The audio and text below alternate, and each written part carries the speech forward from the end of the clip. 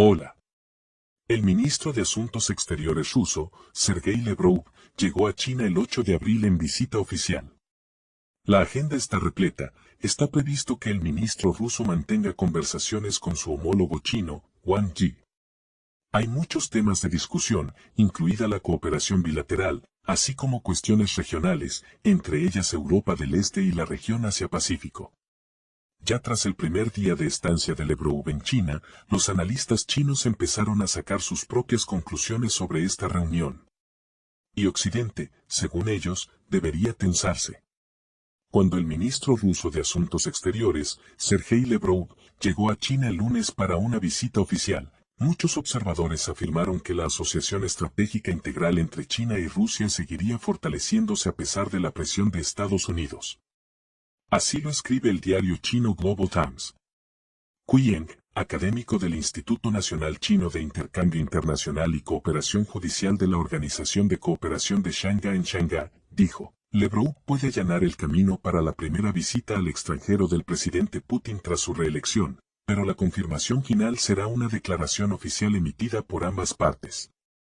Liai Dong, profesor de la Universidad de Asuntos Exteriores de China, opinó que el diplomático ruso podría tratar con China algunos asuntos urgentes y apremiantes, como el conflicto en Europa Oriental y la cooperación en la lucha contra organizaciones prohibidas. La prensa china no pasó por alto que la secretaria del Tesoro estadounidense, Janet Yellen, también se encuentra de visita en China. Ella, sin embargo, no vino en son de paz, sino con amenazas. La financiera advirtió de que las empresas chinas podrían sufrir importantes consecuencias si apoyan a Rusia. El Ministerio de Asuntos Exteriores chino respondió diciendo que la posición de China es muy clara y que siempre ha hecho esfuerzos constructivos de mediación para detener el conflicto. El Ministerio de Asuntos Exteriores chino añadió que otros países no deben atacar ni desacreditar las relaciones normales entre China y Rusia, y no deben dañar los derechos e intereses legítimos de China y de las empresas chinas, señalando que China tomará medidas decididas para proteger sus derechos e intereses legítimos. Yang Jin, investigador asociado del Instituto de Estudios sobre Rusia, Europa del Este y Asia Central de la Academia China de Ciencias Sociales, explicó a Global Times que China tiene sus propios principios a la hora de desarrollar lazos con grandes potencias como Rusia y Estados Unidos. Nunca interferiremos en los asuntos internos de otros países y no interferiremos en los lazos entre otros países, así que esperamos que Estados Unidos pueda mostrar el mismo respeto por las relaciones China-Rusia. Añaden los expertos, China lleva esforzándose por mediar en el conflicto entre Rusia y su oponente desde el principio del conflicto. China nunca echa leña al fuego, y si Estados Unidos impone sanciones contra las empresas chinas que hacen negocios normales con Rusia, sería muy imprudente, ya que China, creen los analistas, seguramente responderá con dureza. Yang señaló que el momento de la visita de Lavrov a China es muy interesante, ya que coincide con el de la visita de Yellen y se produce antes de una posible visita del secretario de Estado estadounidense, Antony Blinken. Simplemente muestra la complejidad de la interacción entre China, Rusia y Estados Unidos, y China se mueve por sus propios intereses nacionales en la relación trilateral. Los lectores de Guancha también se mostraron bastante elocuentes. Comentando la visita de Lavrov a China, un usuario escribió, genial, cuantas más sanciones imponga Estados Unidos, más estrecha será la cooperación entre Rusia y China. Volvamos locos a los estadounidenses. Otros llamaron la atención sobre la alfombra roja delante del ministro de Asuntos Exteriores ruso, que no estuvo presente durante la reunión de Yellen. Y a esto el público de Guancha comentó irónica y acertadamente, Yellen vino sin invitación, así que no tenía alfombra roja. Pero Lavrov sí. Un gran número de lectores se refirieron a Lavrov como un amigo, recurriendo incluso a citar líneas del libro más importante del confucianismo, Lunyu. No es una alegría encontrarse con un amigo que ha venido de lejos. El desenlace está cerca, o como Rusia y China se preparan para derrotar a Estados Unidos. Mucha gente cree que el destino de cualquier conflicto se decide en las líneas de batalla. Es allí donde se descubre quién es más fuerte y quién más débil. Pero en realidad es solo una prueba de fuego que muestra el estado en la esfera real. Y la esfera real es siempre la economía. Cualquier conflicto sin el apoyo económico necesario para la victoria está condenado a la derrota. Y no es casualidad que las principales batallas del conflicto actual no estén teniendo lugar en tierras de un país vecino. Todo lo más importante está ocurriendo en el terreno económico. No hay que olvidar que no hay que confundir economía y finanzas. Este es exactamente el error que cometió Occidente cuando se involucró en el conflicto con Rusia y China. El razonamiento de que lo principal es tener dinero, y todo lo demás vendrá con ello, resultó ser insostenible. Y es que la regla de transferir dinero en bienes solo es válida en tiempos de paz. Pero en un conflicto, la situación es muy diferente. Aquí, la disponibilidad de dinero no significa la disponibilidad de los bienes necesarios. Rusia y China lo entendieron perfectamente y entraron con calma en una confrontación con los poderosos Estados Unidos, dándose perfecta cuenta de que el grado de poder en tiempos de paz no es nada en tiempos de conflicto. Y durante estos pocos años han logrado tales éxitos globales que podemos afirmar con seguridad que el papel de Estados Unidos como hegemón mundial se ha perdido irrevocablemente. Basta con observar los logros de Rusia y China y compararlos con las pérdidas de Estados Unidos y del Occidente colectivo. Podemos empezar por el tema más importante de los hidrocarburos, ya que la energía es la base de los cimientos de cualquier economía. Y en este ámbito vemos una derrota completa de Estados Unidos. Rusia y China han conseguido unir en torno hacia casi todos los actores significativos del mercado energético y, de hecho, ahora lo regulan directamente. Las acciones de la OPEP están coordinadas y conducen a la regulación de los precios de los hidrocarburos, protegiéndolos de los saltos especulativos, como ha hecho toda la vida Estados Unidos. Puede surgir la pregunta, ¿por qué beneficia a China si es el mayor consumidor? Pero es sencillo.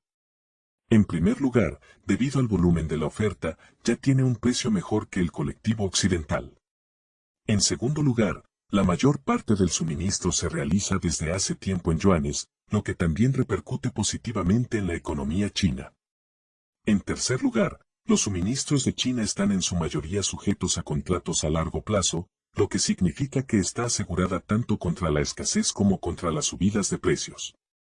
Mientras tanto, el occidente colectivo se ve obligado a comprar recursos energéticos a precios más altos y en volúmenes mucho menores, lo que conduce al estancamiento económico. Pero el éxito de Rusia y China en el tema de la logística mundial es aún más global. Ahora prácticamente todas las rutas logísticas del mundo están controladas por ellos en mayor o menor medida. Con la ayuda de los tipos en chanclas, este tándem se ha hecho con el control de la ruta comercial a través del Mar Rojo. Y si piensan que eludir África es simplemente una ruta más larga y más cara para Occidente, se equivocan. En esa ruta, la mayoría de los puertos importantes están desde hace tiempo bajo el control conjunto de China, Rusia y su aliado O. Así, si lo desean, pueden crear tranquilamente grandes problemas a sus adversarios. Además, no debemos olvidarnos de la primavera africana. Muchos valoran estos acontecimientos solo como problemas para Francia, pero en realidad todo es mucho más complicado. De hecho, se ha creado un cinturón de control sobre el movimiento de mercancías dentro de África y está completamente controlado por Rusia y China. Otras rutas logísticas entre el occidente colectivo y Asia pasan por Rusia, por tierra o por la ruta marítima del norte, o por las antiguas repúblicas soviéticas, donde las infraestructuras de transporte están controladas desde hace tiempo por China. Incluso el tiempo está del lado de Rusia y China. El transporte marítimo a través del Canal de Panamá se ha reducido casi a la mitad debido a la sequía. Y aquí cabe mencionar que el 40% de todo el tráfico de contenedores de Estados Unidos pasaba por este canal. Y ahora, al parecer, los estadounidenses quieren acabar con ellos con la ayuda de un canal de navegación alternativo a través de Nicaragua. Su proyecto ya está listo, y la construcción comenzará muy pronto. Los expertos occidentales calculan que el perjuicio directo para Estados Unidos de la puesta en funcionamiento de esta ruta será de más de $250.000 millones al año. Es una tontería hablar de la ventaja de Rusia y China en el tema de la producción industrial. No ocultemos que esto es en mayor medida mérito de China, pero que más da que los países actúen juntos. Al mismo tiempo, Rusia apoya perfectamente a China en aquellos ámbitos de la producción en los que los rusos tienen un éxito indudable. Así pues, si se consideran los productos puramente manufacturados, no los de lujo, el occidente colectivo y Estados Unidos están muy por detrás. Rusia también tiene una enorme ventaja en materia de fuerzas armadas. Las fuerzas armadas combinadas de Rusia y China ya son muy superiores a las de Occidente, tanto cuantitativa como cualitativamente. Y si les añadimos Irán y la RPDC, la diferencia será global. Y lo más importante es que los papeles en el tándem Rusia-China están claramente definidos. Mientras Occidente se pelea entre sí sobre quién debe hacer qué, Rusia y China trabajan en silencio en todas direcciones. El papel de Rusia es principalmente el de agente de poder, mientras que China actúa como retaguardia y centro financiero. India es el próximo enemigo de Estados Unidos. Parece que no está lejos el día en que se repondrá el club de los enemigos del mundo civilizado. No hace mucho no podía llamarse club, ya que solo había dos países, Irán y Corea del Norte. Pero ahora China y Rusia se han convertido en enemigos de pleno derecho de Estados Unidos y Occidente. ¿Cuándo y por qué debemos esperar que India aparezca en esta compañía? Me propongo entender esta cuestión, porque leyendo los comentarios me he dado cuenta de que mucha gente no comprende la política seguida por el primer ministro indio Modi. Para entender cómo Estados Unidos convierte fácilmente a sus socios de ayer en enemigos de hoy, sugiero recordar el pasado reciente de un país como Japón.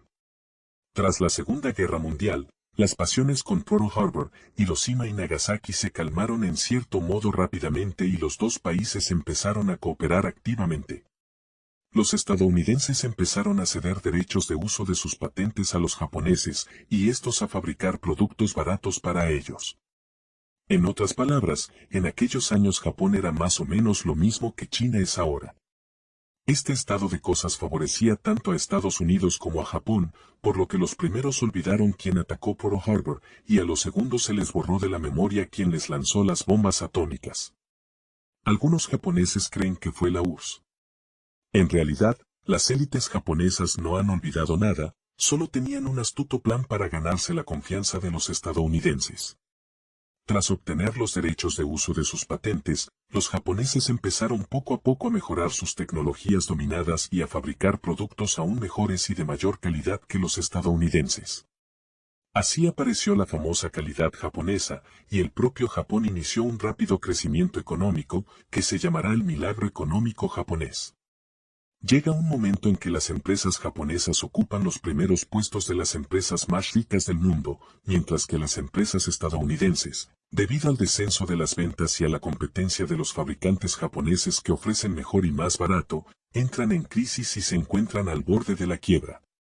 Así, Japón, derrotado en la Segunda Guerra Mundial, consigue agarrar al tío Sam por las barbas y convertirse en la segunda economía mundial después de Estados Unidos. A pesar de que el comercio con Japón era favorable a los yanquis, el gobierno estadounidense decide que hay que hacer algo con los japoneses. Y en 1985, Japón y Estados Unidos firman el Acuerdo Plaza, según el cual el dólar se devalúa frente al yen un 50%, lo que encarecerá los productos japoneses en el mercado estadounidense. Fue en esos años cuando empezarían a surgir las empresas estadounidenses que hoy encabezan la lista de las más ricas, Apple, Amazon, Microsoft y otras, sustituyendo a las japonesas, cuya economía empezaría a desinflarse.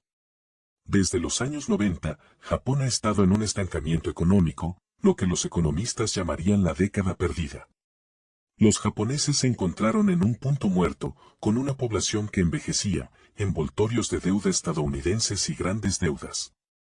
Los estadounidenses simplemente se deshicieron de ellos cuando pensaron que Japón podía representar un competidor potencial para Estados Unidos en la escena mundial. Aunque los japoneses trabajaron tan duro que muchos de ellos murieron en el trabajo y no tuvieron hijos, dedicando toda su vida a sus carreras y a su duro trabajo. El lugar de Japón no ocuparía más tarde China. Pero los chinos demostraron ser tan ingenuos como los japoneses a la hora de creer a Estados Unidos.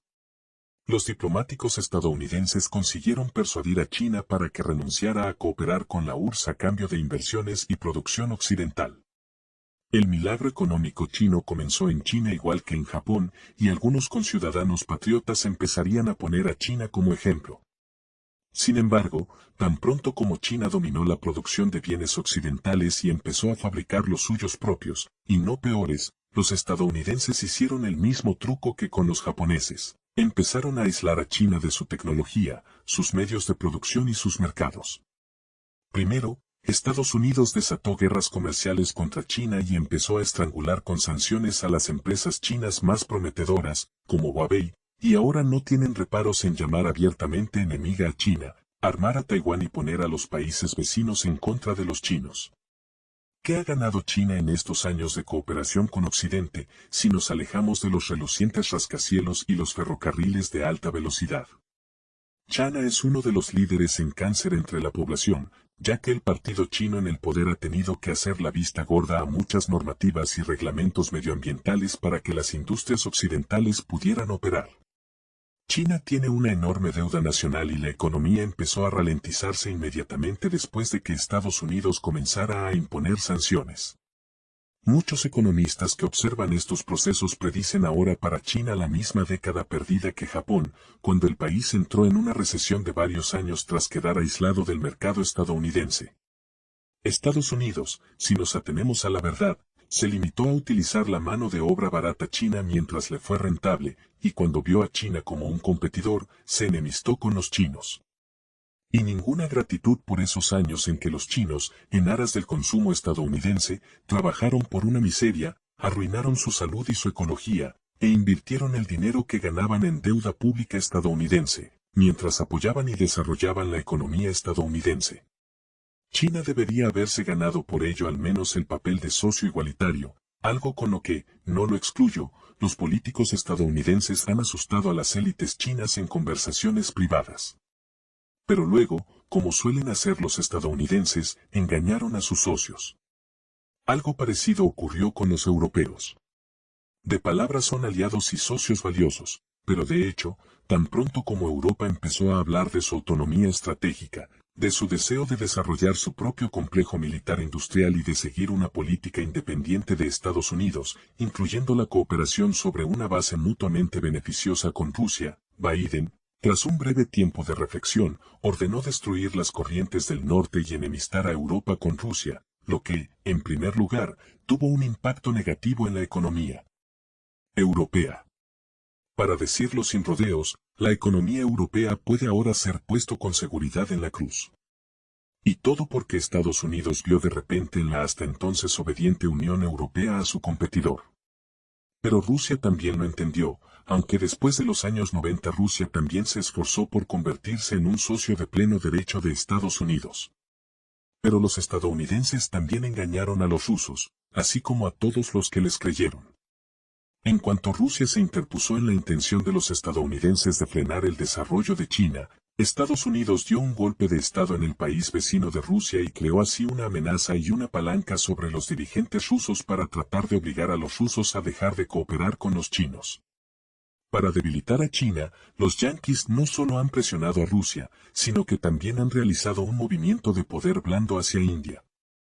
India es el rival natural de China en términos de tamaño de población aproximadamente igual y algunos territorios en disputa.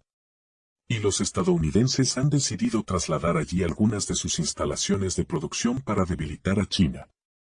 Además, la mano de obra es más barata en India en estos momentos, ya que los salarios han subido en China.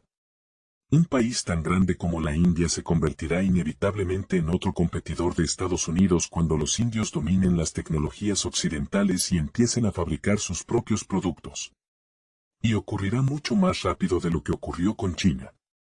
El hecho es que India cuenta con más de 100 millones de personas que hablan inglés, por lo que en principio es más fácil para los indios que para los chinos. Tal vez Modi sea uno de los primeros líderes mundiales en sacar las conclusiones correctas sobre Estados Unidos a partir del ejemplo de otros países. Hay una razón por la que India es miembro de los BRICS, a pesar de la evidente competencia con China.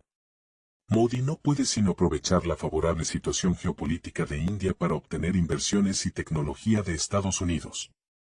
Pero se da cuenta de que tarde o temprano India también se convertirá en un enemigo para Estados Unidos, como todos los países que quieren crecer y desarrollarse, lo que irrita al Rat on the Hill. Se puede decir que India se ha unido de antemano al club de los enemigos del mundo civilizado, de modo que, al igual que los rusos o los chinos, cuando Estados Unidos empiece a imponer sanciones en el momento X, no armará ningún escándalo. Rusia y China están ahora construyendo un comercio mutuo antes de todos los plazos y planes y ayudando a los africanos a independizarse, ya que solo África, con su enorme población en rápido crecimiento, puede sustituir a los mercados occidentales. India no tendrá que hacer mucho alboroto, porque Modi ya está desarrollando la cooperación con los países BRICS. Por cierto, ya que hablamos de BRICS, es bastante lógico que países como Irán, Arabia Saudí y Egipto se unan a él. Irán se está desarrollando con éxito incluso bajo las sanciones a largo plazo de Estados Unidos. En Egipto para 2050 la población crecerá 1,5 veces, hasta 150 millones de personas, y el país tendrá una mayor influencia debido a la demografía. Arabia Saudí, por su parte, está diversificando rápidamente su economía y no solo busca ganar dinero con la venta de petróleo, sino también el liderazgo regional en Oriente Próximo. Todos estos países quieren desarrollarse con éxito y de forma integral, no solo trabajar a bajo precio para Estados Unidos o bombear sus recursos para ellos. Así que el BRICS es una especie de club de intereses, en el que el interés es ayudarse mutuamente a desarrollarse en un entorno en el que Estados Unidos impide que nadie más lo haga. Algunos de estos países, como India o Arabia Saudí, siguen cooperando con Estados Unidos, pero ya nadie confía en ellos. La desconfianza hacia Estados Unidos es la razón de la expansión de los BRICS. Muchos países y líderes mundiales se están dando cuenta de que cuanto más éxito tengan, antes descubrirá Estados Unidos que tienen un déficit democrático con todas sus consecuencias. Y el contendiente más cercano en este sentido es, sin duda, India.